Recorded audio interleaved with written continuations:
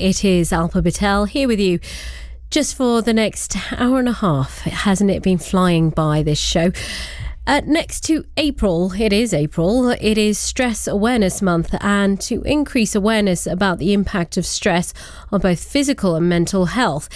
In the dental profession, and this will shock you, there are alarming high rates of anxiety, depression, stress, burnout, and yes, suicide. You heard me right, suicide.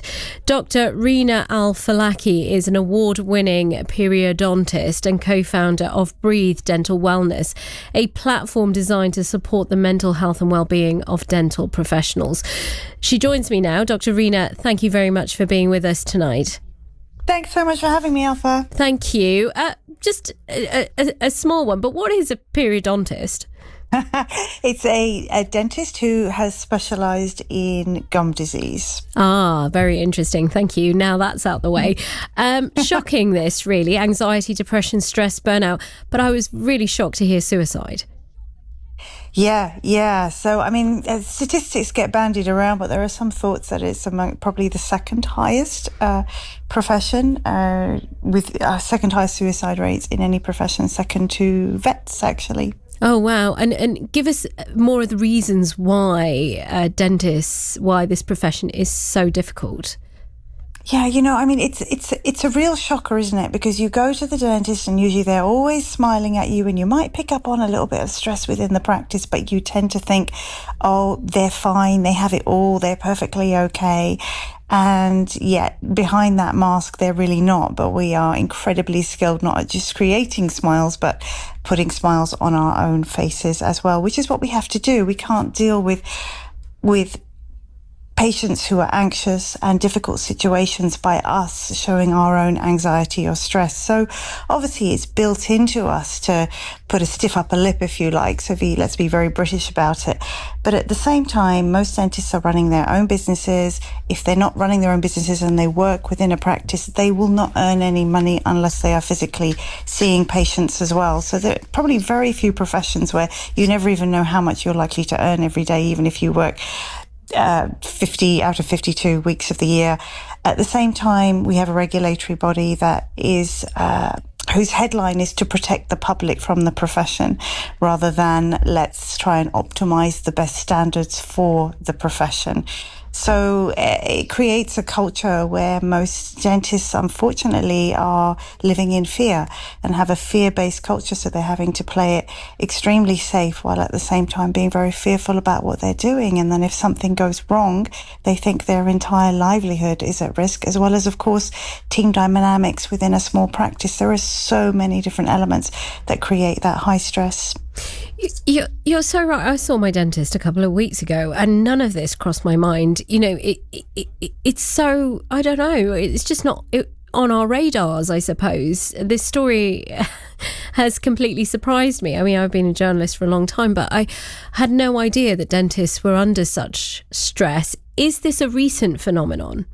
No, gosh, no, not at all. I mean, I've been a dentist now for over 30 years, and when I qualified, I was well aware, but definitely I think post-pandemic, it has made it much, much harder. Post-change of NHS contracts, it's made it much, much harder. So to bring that into context, for example, we're just into April, and of course all the regulations are changing, for example, with national insurance, and therefore overheads for a small business have gone up massively. And yet, as a dentist, you still have to run your own business. So you can't actually put your fees up in any way because those fees are set by the NHS, and yet your outgoings are even higher. And then we're having staff members who so deserve to be paid more, and yet the budget becomes tight. It's huge amounts of pressure trying to run a small business as well as be clinically excellent and really look after your patients. And so unpack that a bit for me. So in terms of NHS dentistry, is there a financial pressure there? What is the financial stress? Yeah, I mean, well, the way NHS dentistry works is typically any practice will be given a quota for what they call units of dental activity. So the practice will have to produce that quota, which most practices do not have an issue doing that because obviously, as we all know, there's a shortage of NHS dentistry available. But you'll be paid a certain amount for each one of those units. So at the end of the day, you may exceed that amount of work, but you will not be paid any more for it. And so when we suddenly have to pay our staff members much more money, there's no way of actually bringing more money into the practice because that's your quota. Oh, that's really interesting. Thank you for that. And so what impact is this having? Is there a decrease of the numbers of people qualifying to be dentists? Oh gosh, yeah. I mean, that's a whole other subject, all about the difficulty in both retention and recruitment in dentistry. So we don't have enough dentists in the UK. It's becoming increasingly difficult to bring dentists in from abroad. There's a huge amount of red tape. It's actually harder to come in and become an NHS dentist than it is to become a private dentist. Young dentists don't want to work in the NHS anymore because of all the pressure and stress, so they want to do much more private dentistry. There's a shortage of mentors, which is obviously something I provide through MedDent to try to provide MedDent coaching and mentorship for the profession. And at the same time, a huge difficulty in retaining them because most dentists, because of the pressure, do not want to work 5 or 6 days a week. So there isn't enough to serve the community. And at the same time, it's so hard to recruit other team members because of the high pressure and the pay that we're generally able to offer them. So some of the training I do is really trying to help practices see how can they uniquely be different to be able to be attractive and really look after their teams and create high performing, or I should say optimally performing teams that can retain staff and also provide the best possible service for their patients and grow their businesses also. So what are the answers? You talked about mentoring. I know you've launched something called Breathe Dental Wellness in partnership with the Chief Dental Officer of England. Is that what's the main aim of this? Yeah, so that's part of it, actually. So the idea of that was about really understanding that if we do not look after the well-being of our community, and this applies to any profession, of course, right? These are the consequences of when you don't look after the well-being of your community. Business suffers. Financial impact is huge. Businesses, lose millions. We know the NHS loses millions through absenteeism and ill health and poor staff retention. So all the things we've just discussed. But at the same time, it hugely impacts on our ability to care for our patients, be that by us not being there, by having a shortage of staff, but also through then risking burnout, having brain fog, playing it safe, inability to make effective and powerful decisions. All of that will impact on patient care. And so through that understanding, we then developed Breathe Dental Wellness, which was a platform related to everything to do with well-being. And when I talk about well-being, I don't just talk about the fluffy stuff. It's about being well as a person. How can you perform at your best and be your healthiest, both in mind, body, soul, spirit, financially, every single aspect of health, your relational health, your team dynamics as well. So mentoring is just part of it. That's actually just comes under the R section of re-energize when we talk about re-energizing teams. So there's coaching and mentoring, but also the B, for example, stands for breath work and mindfulness and stress reduction. The A stands for addiction, which is something that's massive in the field of medicine and dentistry. So how can we really support you by actually saying, well, this is what addiction looks like. These are the types of addiction. This is how you recognize it. This is how you recognize it in somebody else. And this is the help and support you might be able to get so that they have a platform there rather than immediately going to a regulatory body, for example, with their own concerns. Let's find out if you have a problem and how we might be able to support you and then signpost you appropriately. What you're saying is so interesting. What do you think it is about the South Asian community, this advice? Why is it particularly relevant to South Asian dentists? That is very interesting, and actually, of course, there are an awful lot of South Asian dentists, aren't there? So certainly within my dentist is a South Asian dentist. Oh yeah, well, and he watched me on the news and he said, "It's a good job you've got good teeth," which I took as a compliment. Definitely a compliment. But yes, if we think about it, most of the London schools, most of the vast majority are South Asian. So why is it important? Well, let's think about the cultural aspects there, shall we? A lot of them go into dentistry with a view to having been pressured by their parents. I mean, it was this old adage we used to say, my daughter or my son, the doctor, dentist or lawyer. So there's a huge amount of parental pressure there. And at the same time, just culturally, mental health is never something that was ever really talked about. They expect you to go into a profession, thrive, succeed, be well, but never ever show your struggles. We're brought up that way. I mean, I was brought up Arabic. It's the same thing. So there is a huge cultural community where we have this wonderful facade where again, just like in dentistry, where we have to smile and seem like there is nothing going on. I mean, I can just picture my dad now sort of waving his hand saying, mental health, that's a load of nonsense. It's also a generational thing as well, not just cultural. The older ones, again, would balk at mental health, and the younger ones are much, much more aware of it. So we've got a real battle on our hands getting past that stigma and realizing asking for help is not a weakness. You're just simply asking for support, actually. Finding people around you and resources that are going to help you perform at your best. That's what this is really about. And what you're saying, I was smiling because I, of course, relate to everything that you're saying. It would have been, I think, my dad's dream if I'd been a dentist.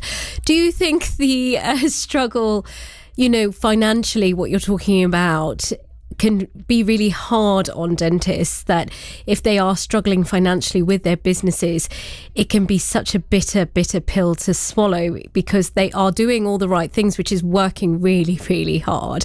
But it's just a very difficult hand to be dealt.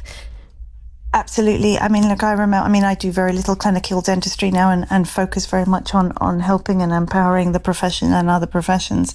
But historically, I remember thinking I would so desperately wanted to be able to do a job where I could go to work, put in all my hours, work really hard. I mean, bear in mind, most dentists do not have a lunch break, and they're typically there at least 1 to 2 hours outside of their working hours, having to deal with all the paperwork that is actually involved. And yet you do not get paid for that. So if your patients cancel, if you have patients who are arguing on the phone about paying deposits because the appointments might be lost, and accusing dentists of being money grabbers. I mean, look, that's a huge amount of pressure and stress. You would love to be able to just go to work and know that this is what you're going to earn and you can work out your budgets. Only you can't. You need to budget for in case you're sick. You need to budget in case you have an accident. You need to have at least 3 months' pay set aside.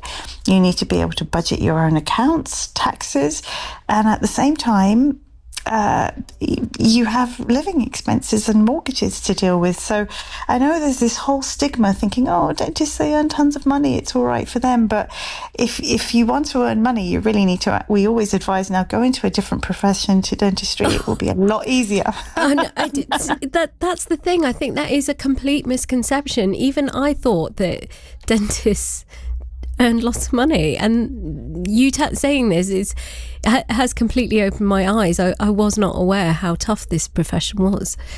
Yeah. And so, which is why financial health for anybody, again, outside of dentistry or anyone else, financial health is a huge aspect of health and well-being. It's one of the biggest stressors, and yet again, people don't talk about it, but it's so valid. And it's not an easy job either, because you must be experiencing lots of different people's teeth, from everything from fillings to really quite significant challenges that they might be facing. And maybe some people haven't been to the dentist for long periods of time. I got to admit that there was a period that passed that was like 2 years. I had significant gum disease. What do you think the impact of all of this is going to have for dentists, but also patients? Which bit exactly? You mean the mental health aspect? The mental health? Well, I mean, hopefully now with Breathe Dental Wellness, we're hopefully going to have a much healthier, more empowered dental community. You know, I am on a mission to change the narrative of, instead of let's stop talking about resilience, let's not let it happen in the first place. Let's put on the preventative approach. I mean, as dentists, we're taught to be preventative with our patient care. So I'm on a mission to make sure we prevent the stress from happening by transforming the way that dentists are taught right through to how they perform. Let's think about their attitude, their mindset, their communication, their emotional intelligence, all the things that are going to counter stress having any of its negative impacts in the first place. And it will empower them to help their patients so much better. They'll be more empowered to be able to communicate more effectively and put patients at their ease. But I hope that, the way you've talked to me today so candidly, I really appreciate it, because hopefully we open our eyes. And so patients also don't go in to dentists and just say, I hate you. Because when you hear that 20 times a day, as much as you try not to take it personally, it does take its toll. That is especially awful. When you go home. I love my dentist. I always say how wonderful he is, but I had no idea about the toll that it was taking on all dentists. I have seen very grumpy patients in the reception. I don't think many of us haven't seen those grumpy patients because of the bills that they're getting. I think there's a transparency issue. Would you agree that there seems to be a shock that there seems to be a surprise when it comes to getting your teeth looked at, because things have changed after the last 15, 20 years? Goodness me. But it's the whole of healthcare, right? So in the NHS, we don't pay at the point of contact, right? NHS is about being free at the point of contact. So we're not, in England, we're not even aware in healthcare just how much anything medical costs, how much blood tests costs. But of course, in dentistry, the majority of the time you are having to pay.